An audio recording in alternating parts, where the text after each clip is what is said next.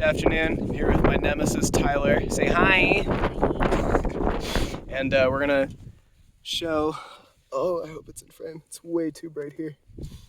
We're gonna show what to do when you actually find a dinosaur bone. So first of all, it's a little hard to see on camera. It's hard to tell in person too, but this is the fossil right here. And then there's mudstone all around it that's pretty much the same color. It's also full of amber. But first, we just have to use all of our tools, mostly chisels, hammers, and smaller screwdrivers to very carefully chip away at the rock around it.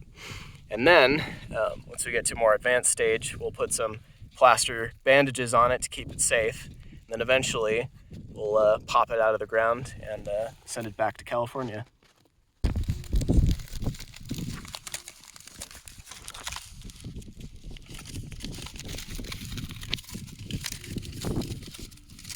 Push that in. Nice and tight.